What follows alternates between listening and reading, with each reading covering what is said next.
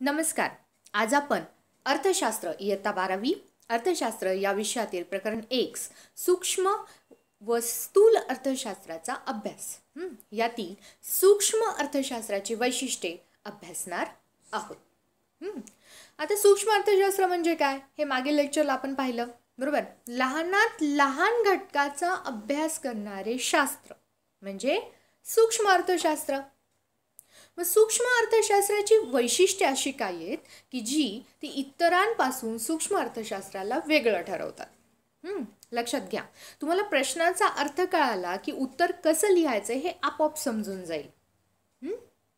वैशिष्ट्य म्हणजे काय की एखाद्या गोष्टीमध्ये काय वैशिष्ट्य आहे जे इतरांपासून त्याला वेगळं करतं, की ते समथिंग डिफरंट फ्रॉम अदर्स. मग सूक्ष्म अर्थशास्त्रात असं काय आहे की जे सूक्ष्म अर्थशास्त्र इतर शास्त्रांपेक्षा किंवा इतर घटकांपेक्षा वेगळं ठरतं, त्याचा अभ्यास आज आपण करणार आहोत. पहा, यामध्ये पॉईंट असतात. प्रत्येक पॉईंटला 1 ते 2 वाक्य तुम्हाला लिहायची असतात. खूप मोठं उत्तर आहे असे विद्यार्थी तक्रार करत राहतात, पण तसं काही नाही. एकदा कन्सेप्ट क्लिअर झाली, प्रश्न कळाला की तुम्हाला आपोआपच उत्तर लिहिता येतं. मुद्दे लक्षात राहिले आणि त्या मुद्द्याच्या अनुषंगाने तुम्ही 1-2 वाक्य इझिली लिहू शकता, बरोबर. पाहूयात सूक्ष्म अर्थशास्त्राची वैशिष्ट्ये. आकडा 1, वैयक्तिक घटकांचा अभ्यास. सूक्ष्म अर्थशास्त्रात काय केलं जातं? वैयक्तिक घटकांचा अभ्यास केला जातो. पहा, विशिष्ट उद्योग संस्था, कुटुंब संस्था, वैयक्तिक किमती यासारख्या लहान वैयक्तिक घटकांच्या वर्तनाचा अभ्यास इथं केला जातो. आता एक उदाहरण घेऊया. वैयक्तिक घटक म्हणजे काय? उदाहरणार्थ तुम्हाला दिवसभरात कोणकोणत्या वस्तू किती प्रमाणात लागतात, त्याच्या किमती काय, त्याचा पुरवठा कसा याचा अभ्यास करणं, एका कुटुंबाच्या गरजा आणि त्यांच्याकडे उपलब्ध असलेली साधनसामग्री त्यानुसार त्यांचं होणारं वर्तन याचा अभ्यास करणं म्हणजे सूक्ष्म अर्थशास्त्र. अगदी लहानातल्या लहान घटकांचा तिथं अभ्यास केला जातो, सखोल अभ्यास. पुढं किंमत सिद्धांत. दुसरं वैशिष्ट्य काय आहे? किंमत सिद्धांत. सूक्ष्म अर्थशास्त्र वस्तू व सेवांच्या किंमत निश्चितीशी तसेच उत्पादन घटकांच्या किंमत निश्चितीशी संबंधित आहे, म्हणून सूक्ष्म अर्थशास्त्राला किंमत सिद्धांत असेही म्हटलं जातं. सगळं काही ते किंमतीशी निगडीत येतं. पुढं तिसरं आंशिक समतोल. 2 घटकातील संतुलन म्हणजे समतोल होय, आणि सूक्ष्मलक्षी अर्थशास्त्रीय विश्लेषण म्हणजे आंशिक समतोलाचं विश्लेषण. यामध्ये एक उपभोक्ता, एक उत्पादन संस्था, विशिष्ट उद्योग इत्यादी वैयक्तिक आर्थिक घटकांच्या समतोलाचं विश्लेषण केलं जातं. आंशिक समतोल विश्लेषण पद्धतीत वैयक्तिक घटकाला इतर आर्थिक घटकापासून बाजूला काढून त्यांच्या समतोलाचा स्वतंत्रपणे अभ्यास केला जातो. लक्षात घ्या, नावातच सगळं आहे. आंशिक म्हणजे काय? 1 अंश, त्या एका अंशाच्या वर्तनाचा म्हणजे समतोलाचा अभ्यास. कळलं? आता पुढचं वैशिष्ट्य पाहूयात. 4, विशिष्ट गृहीतकांवर आधारित. कुठलंही शास्त्र हे विशिष्ट गृहीतकांवर आधारित असतं. इतर परिस्थिती कायम असतात. मग आता इतर परिस्थिती कोणती? तर पूर्ण रोजगार, शुद्ध भांडवलशाही, पूर्ण स्पर्धा, सरकारचे निहस्तक्षेपाचे धोरण, बरोबर. हे जे विशिष्ट गृहीतक आहेत, इतर परिस्थिती कायम असता, या गृहीतकांवर सूक्ष्म अर्थशास्त्राचा अभ्यास अवलंबून आहे. त्यानंतर सूक्ष्म अर्थशास्त्रात विभाजन पद्धत अवलंबली जाते. विभाजन पद्धत म्हणजे काय? पहा, सूक्ष्मलक्षी अर्थशास्त्रात अर्थव्यवस्थेचे लहान लहान वैयक्तिक घटकांमध्ये विभाजन केले जाते व नंतर प्रत्येक घटकाचा स्वतंत्रपणे तपशीलवार अभ्यास केला जातो. यालाच काय म्हणायचं? विभाजन पद्धती. अर्थव्यवस्थेचे लहान लहान घटकांमध्ये विभाजन केले जाते आणि त्या प्रत्येक घटकाचा अभ्यास केला जातो. पुढचं वैशिष्ट्य सीमांत तत्वाचा वापर. सीमांत संकल्पना ही सूक्ष्म आर्थिक विश्लेषणाचे मुख्य साधन आहे. सीमांत परिणाम म्हणजे एका वाढीव नगामुळं एकूण परिमाणात होणारा बदल. सीमांत तत्वाचा वापर सूक्ष्म बदलांचा परिणाम उत्पादक व उपभोक्त्यांचे आर्थिक निर्णय घेताना केला जातो. सीमांत म्हणजे काय? समजा तुम्हाला आईस्क्रीम आवडते. समजायचं काय, आवडतेच. मग तुम्ही 1 आईस्क्रीम खाल्ली, 2 आईस्क्रीम खाल्ली, 3 आईस्क्रीम खाल्ली, 4थी आईस्क्रीम तुम्हाला खाता येईल का? नाही. एका विशिष्ट मर्यादेनंतर, एका विशिष्ट आकड्यानंतर आपण आईस्क्रीम खाऊ शकत नाही. बरोबर. म्हणजे साधारणतः तुम्ही ॲट अ टाइम 3 आईस्क्रीम खात असाल तर 4थ्या आईस्क्रीममुळं त्या एकूण परिमाणात, म्हणजे त्या 4थ्या आईस्क्रीममुळं जे तुम्हाला आनंद मिळणार आहे, उपभोगाचा जो आनंद मिळणार आहे, त्यातला बदल म्हणजे सीमांत तत्व होय. पुढं 7वं, बाजार रचनेचे विश्लेषण. सूक्ष्म अर्थशास्त्र पूर्ण स्पर्धा, मक्तेदारीयुक्त स्पर्धा, मक्तेदारी, अल्पाधिकार बाजार या विविध बाजारांचं विश्लेषण करते.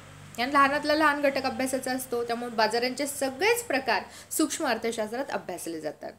आणि नंतर 8वं आणि शेवटचं वैशिष्ट्य, सूक्ष्म अर्थशास्त्राची व्याप्ती म्हणजेच ही मर्यादित आहे. सूक्ष्म अर्थशास्त्रात कशाचा अभ्यास केला जातो?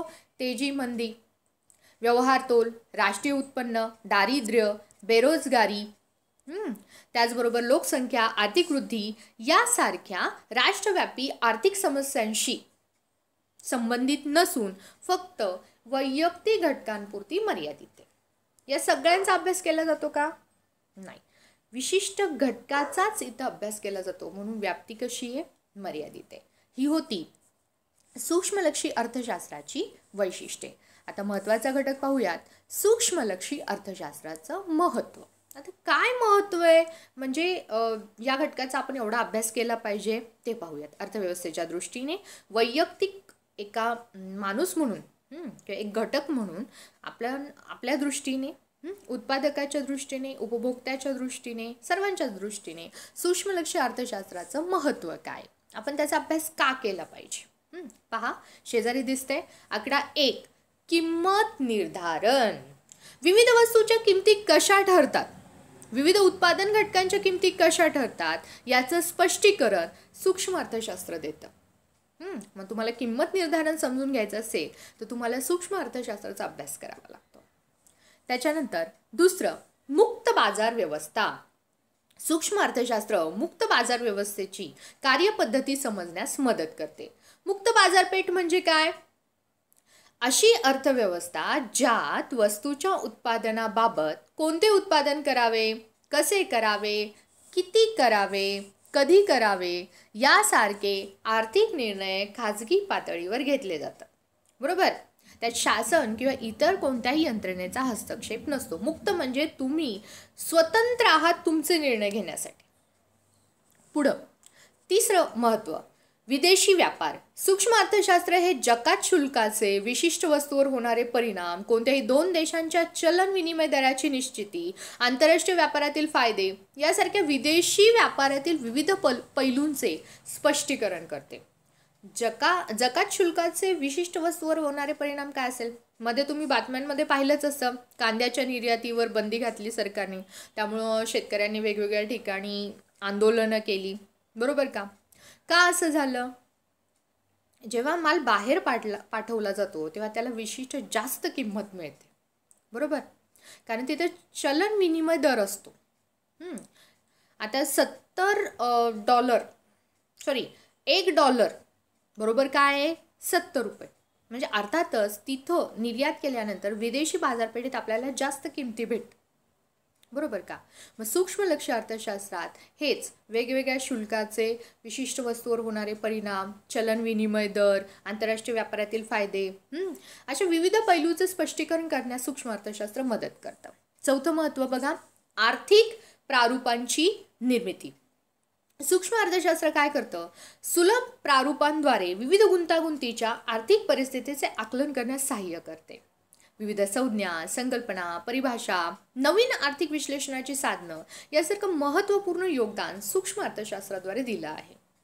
5वं महत्त्व पहा, व्यावसायिक निर्णय. कुठल्याही व्यावसायिकाला आपल्या व्यवसायाबाबत जो काही निर्णय घ्यायचा आहे तो निर्णय, त्या निर्णयाला मार्गदर्शन करण्याचं काम हे सूक्ष्म अर्थशास्त्रातील विविध अभ्यास करतो. सूक्ष्म आर्थिक जे सिद्धांत आहेत त्या निर्णयामध्ये उत्पादन खर्चाची निश्चिती, वस्तूची किंमत निश्चिती, महत्तम उत्पादन आणि नफा, विशिष्ट जे व्यावसायिक निर्णय ते घेण्यास मदत करतात. त्यानंतर 6वं, शासनास उपयुक्त. आता शासनाला मार्गदर्शक आहे सूक्ष्म अर्थशास्त्र. कसं? सरकारी कर धोरण, करविषयक धोरण आखायची आहेत, आर्थिक धोरण आखायची आहेत, सार्वजनिक खर्च धोरण आखायचं आहे, किंमत धोरण आखायची आहेत. अशा आर्थिक धोरणांची आखणी करण्यासाठी सूक्ष्म अर्थशास्त्र उपयुक्त ठरतं. ही धोरणं संसाधनांचं कार्यक्षम वितरण करण्यासाठी आणि सामाजिक आर्थिक कल्याणाच्या प्रशासनासाठी शासनास मदत करतात. आता 7वं महत्त्व पहा, कल्याणकारी अर्थशास्त्राचा आधार. मुळात अर्थशास्त्र हेच कल्याणकारी शास्त्र आहे.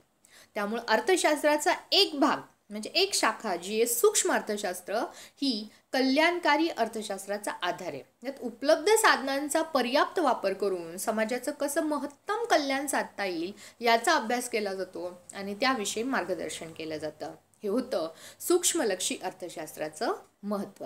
याच्यासाठी एवढंच. धन्यवाद.